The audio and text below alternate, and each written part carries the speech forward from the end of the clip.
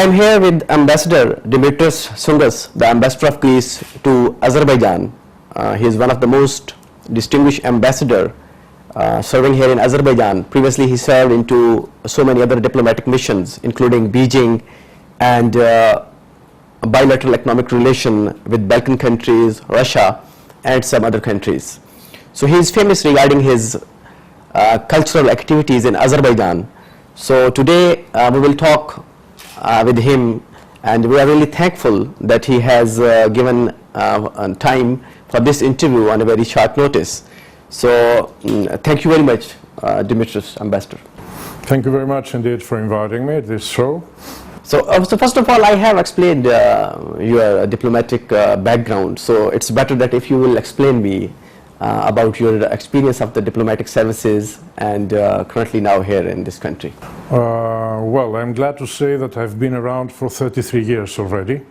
I joined the diplomatic service of my country in 1983, late in 1983, and since then I have served in a number of countries. First of all, my first assignment was in Beijing, as you said, in China, and I was there during a very interesting period of time, during the Tiananmen Square events. And then I was posted to Brussels, to our permanent representation in the European Union, including the first semester of 1994, where Greece had the presidency of the European Union. So during this period of time, I was the chairman of 3 different working groups, and then back to Athens for a couple of years, and then I was posted to Sofia, Bulgaria, Prague, Czech Republic, back to Athens again, and now I am the ambassador of Greece to Azerbaijan. While I was in Athens, I was dealing with, well, a lot of different issues: Inspectorate General, European affairs, Schengen Agreement, bilateral political issues between Greece and southeastern European countries, which is our neighbors, so it's the most important area for us. And then bilateral economic relations between Greece and a number of countries, again Southeast European countries including Turkey, and CIS countries including Russia, as well as Black Sea Economic Cooperation Organization, to which both Azerbaijan and Greece are members, full members and founding members. So I covered, let's say, a big range of different issues, and this is my fifth posting abroad.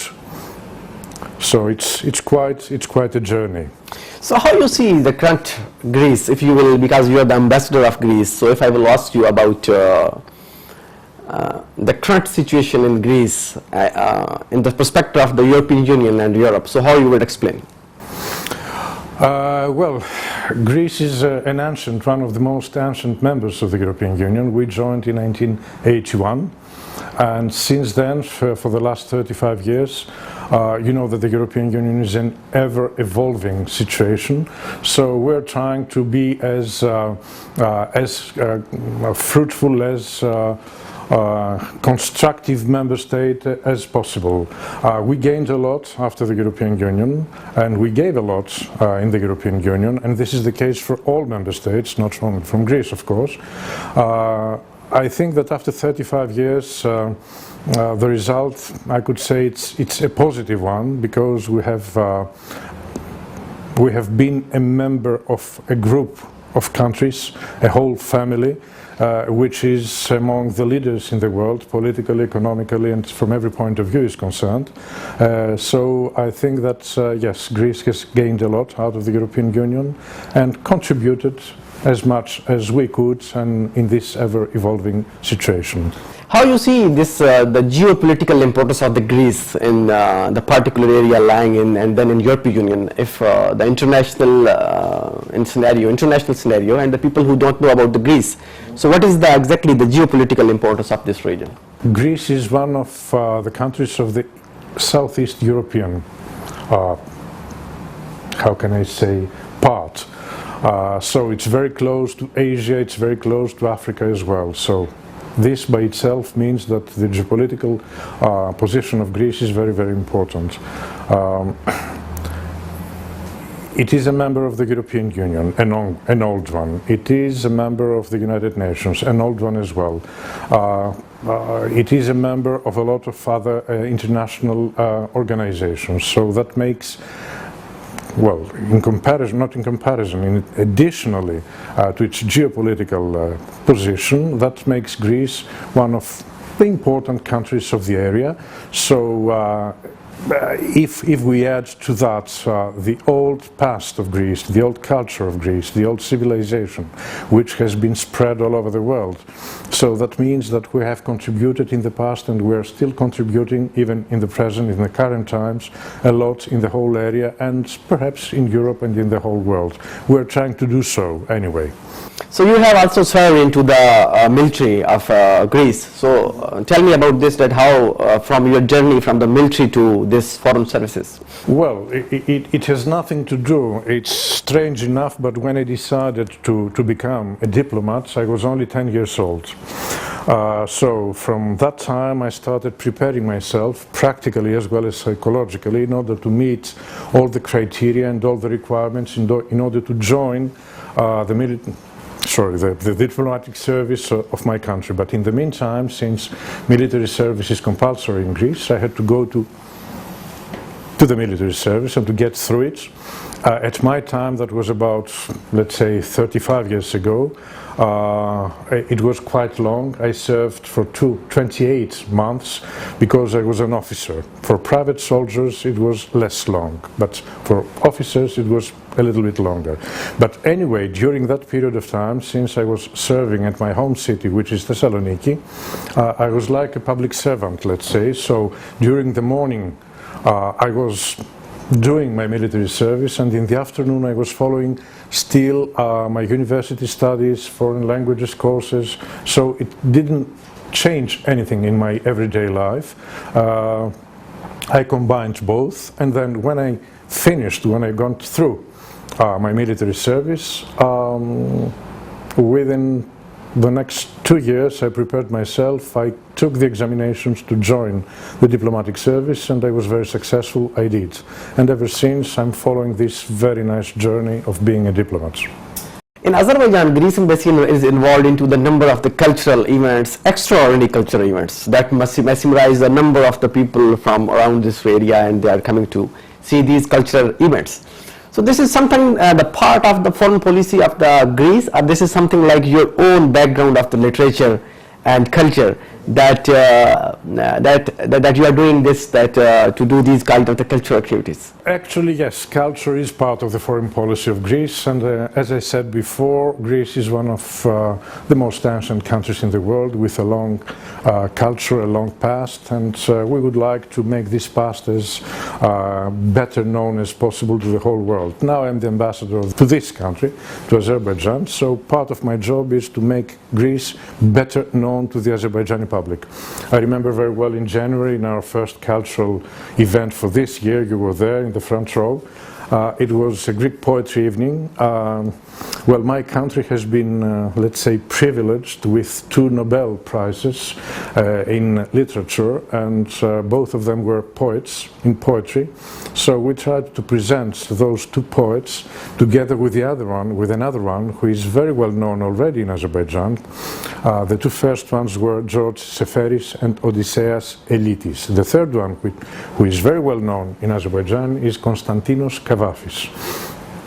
He traveled twice in Azerbaijan in the long past, and his whole work has been translated into Azerbaijani. So we have chosen those 3 poets in order to present their work, their poetry, to the Azerbaijani public. And as you remember, the Rashid Babidov Theatre was full of Azerbaijani citizens as well as foreign diplomats.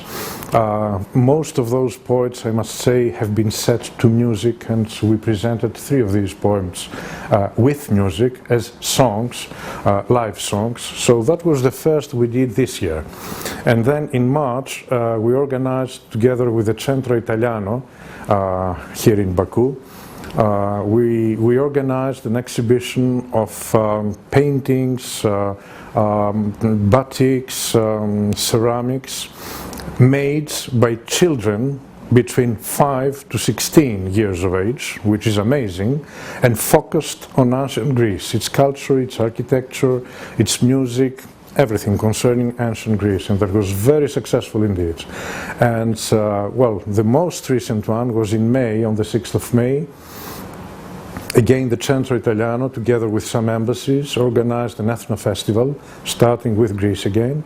And we had invited two very young ladies, very charming and very talented ladies from Greece, who tried to combine, very successfully, to combine Greek traditional music together with Azerbaijani traditional music, mugam, and the result was really amazing. That took place in International Mugam Center, which was also full, and the result was really very successful because it was an excellent combination of those two traditional musics, which proved that music has no birthplace and it belongs to the humankind, to the whole humankind, as I said in my introductory remarks before the event.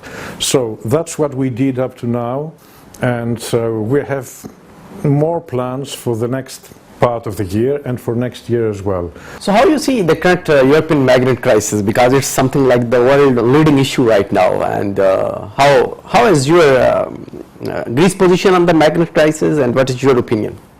As I said before, Greece is located in the southeastern part of Europe, so it's very close to the Turkish border, and Turkey, after the Syrian crisis, is a transit country for refugees and immigrants from not only Syria but from other countries of the area towards Europe. And of course the gate to Europe is Greece. Yes, we suffered a lot by this migrant flow, especially last year when we received more than 1 million migrants and refugees. And you know, there is a distinction between migrants and refugees, but when you get so many people, you cannot find out immediately who of them are the refugees and who are the migrants. So we have found ourselves in a very difficult position. Unfortunately, we have not experienced so much solidarity from a number of European Union member states, some of our partners, and the situation is still the same, the case is still the same. So we are trying as much as we can in order to tackle with all these refugees and migrants who are now in Greece, and we'll see what will happen in the future. And my follow-up question about this is that the recent statement of the Germany that they will send back the migrants to Greece. How you see this statement at this stage? And there has been already a comment on behalf of the Deputy Minister of Interior of Greece that what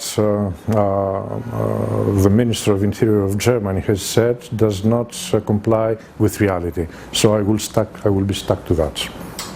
And so you think that this migrant crisis actually this crisis is resulting the ongoing conflicts. That is the reason that this migrant crisis has become a global issue. How you comment on this? It has become a global issue because, well, Syria is a global issue. It's not a regional issue, and it's not a bilateral issue between Syria and any other countries. So I think that if we don't solve the problems on the spot, yes, we are going to have those kind of migrant and refugees flows in the past, in the future as well. After this failed military coup in Turkey, there are 8 Turkish soldiers who have taken asylum in Greece. So how you see that this asylum and the handing over of these Turkish soldiers to the Turkey? So is there any plan to consider by the Greece, or is there any chance? Well, I'm not sure which will be the result, but there will be a trial. There is already a trial, if I'm not mistaken. So we have Greek laws and we have European laws as well. So everything will happen according to the Greek laws and to the European laws, and the result will be seen, well, I don't know, in the future, in the near future or in the longer future. So you have also served into in Balkan countries regarding your bilateral relations with the Balkan countries. So how you see the current Balkans, that on which stage they are, and how the internal crisis that is rising into the Balkans, being the... Well, this is not my field of competence right now, so that I cannot say that I'm following the situation there. What you read on the newspapers is my case as well. I read on the newspapers. Well, all countries, I think that they are trying to get out of any kind of crisis, political, economic, or whatever. So Balkan countries, some Balkan countries are very stable, like Greece, for example, but some other countries have some internal issues to tackle with. Well, they're trying to do so, and I hope that they will be successfully in that task. But I cannot say anything more than that, because I don't know any detail on that. And so how, let's come to the Azerbaijan again. That how you see this the Nagorno-Karabakh conflict between the Azerbaijan and Armenia? Well, it is a complicated issue, and you know very well that even in our area we have a similar case with Cyprus, which lasts for the last 42 years, not only 22 as in the case of Azerbaijan. Anyway, it is a complicated issue. There is a frozen conflict over there. I think that the last high-level meetings between the presidents of the two countries, both in Vienna and St. Petersburg, have been very fruitful, and I think that they should continue on that path. I know that the only and the most important forum for this question to be tackled, to be dealt with, is the Minsk group within the framework of OSCE, and well, the official position of Greece is that we fully support the efforts of this Minsk group in order to find a viable solution, of course according to the international law and to the international rules. There is a tension between the two countries, but there is also a tendency to meet as frequently as possible, and this is a good thing. This is to the right direction. I hope and I think that the two presidents will meet again in the near future. I don't know which country and when exactly, but they will meet, and they have to meet in order to make each other understand better the other side's position, so that they can find a viable solution as soon as possible, because frozen conflicts are not to the benefit of the whole area. And what is the current economic cooperation between Greece and Azerbaijan? What is the current volume of the trade? Well, you cannot find any ambassador who is satisfied with the trade volume between his country and the country that he is serving. So I'm not satisfied either, of course. The volume is very, very low, according to, well, yes, if you take into account the potential of both countries. If our data are correct, last year we had a trade volume of $320 million. Most of them were Azerbaijani exports of oil to Greece, and only about 65 million Greek exports to Azerbaijan. This is not enough. This is not enough. Of course, we started during the 3 years that I've been here, we have started seeing more Greek products on the shelves, not only on the supermarkets, but I'm talking about products of other kind as well, like services, for example, or construction material, or furs, or whatever. But this is not enough. We're working on that, and this is also an ever-evolving process. Well, we hope that we will be going up and up and up every day and every year. But it's not satisfactory. For the time being, it's not satisfactory. So how your experience being an ambassador in a post-Soviet country? So how you see this, the post-Soviet countries being serving here in Azerbaijan? Well, as I told you before, I was dealing with Azerbaijan even while in Athens, and within the framework of my competence there, I visited Azerbaijan twice before I came as an ambassador. I came as an ambassador in 2013, but I had visited Azerbaijan in 2009 and 2011. So when I came here, from the first time I felt at home. Baku and Azerbaijan was not perfectly known to me, but it was somehow familiar. So I didn't have any problem to adjust myself. That happened during the first week. After the first week, I had the feeling that I was already here for 6 months already.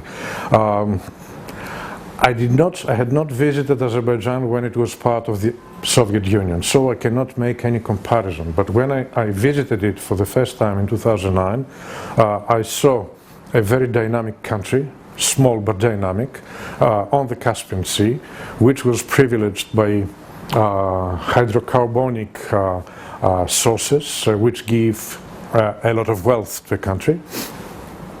So I saw a dynamic country trying to get rid of the Soviet past in the bad word, in the bad sense of the word, well, structure as well as mentality on many issues, etc., and trying to make its own path towards development. And that's what I'm seeing, I have been seeing ever since, no matter if I was still in Athens or here.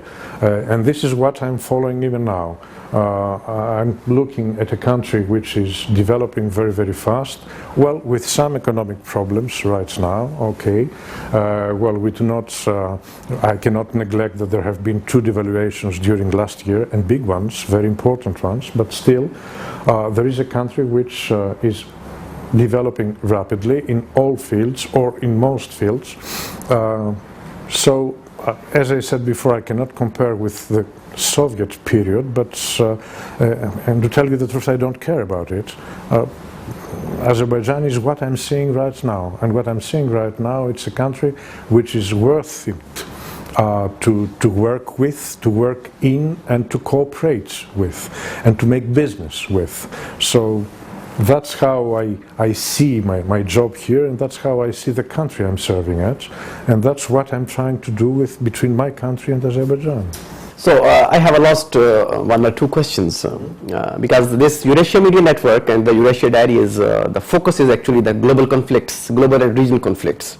So I have a general question, that being an ambassador of the Greece, or being just like a human being, how you think that this global and regional conflicts are increasing in this era of the globalization and the modernization? So what do you think, that what is the reason of this increasing conflict, that there is a lot of efforts to make a peace, but despite this we are heading towards the major conflicts? It is a difficult question, and it is a very complicated question. Yes, there are a lot of spots of tension around the world. What is the reason behind it? I don't really know, I cannot really answer. Different interests, different areas of conflict, different way of thinking, different mentalities, different economic status. There are poor countries and rich countries. Poor countries are trying to develop, and if they're bordering with wealthy countries, they're trying to somehow to take profit of this wealth of the bordering country, whether it is money, whether it is territory, or whatever it is. That brings those areas in tensions and those people in tension as well. On the other side, there are big, powerful countries which want and have to serve their own interests and the interests of their own peoples. Well, I'm not sure if they're doing it in the right way or in the wrong way, but anyway, they're doing whatever they can. It is a difficult situation, and the problem is that instead of having those the number of those conflicts decreasing, it is increasing, and this is a human weakness. You cannot stop a human being from trying to gain more and more in his life, and in this effort to gain more and more, he will behave in an unfair way, sometimes in an aggressive way. So it's not easy. It's not an easy issue. It's not an easy issue to be dealt with. It needs a lot of efforts, many more efforts than we are seeing right now, coming from powerful countries or from rival countries. It's delicate. It's very complicated. So my final question is that what is your message from our platform, Eurasia Media Network platform, to our viewers and to our readers? Well, follow your dreams. If you have dreams, if you have targets, and if you don't have targets, set targets and try to achieve them. Try to follow your dreams, work a lot. Nothing can be achieved without work. Be human, because we have to be human already, although our world is not so humane, but we have to remain as human beings. But we have to work a lot, we have to try a lot, and we have to cooperate a lot. We don't live alone, we live together with so many other peoples, and we have to be moderate, we have to be modest, and we have to do our best in order to make ourselves better known in the good way to the other peoples and understand, comprehend the other peoples. So yes, we have to do a lot and we have to work a lot in order to achieve as many as we think, as we want, not as we think, as we want. Thank you very much, Ambassador Dimitrios Tsoungas, for your this precious time for this interview. Thank you very much. Thank you very much indeed. Thank you.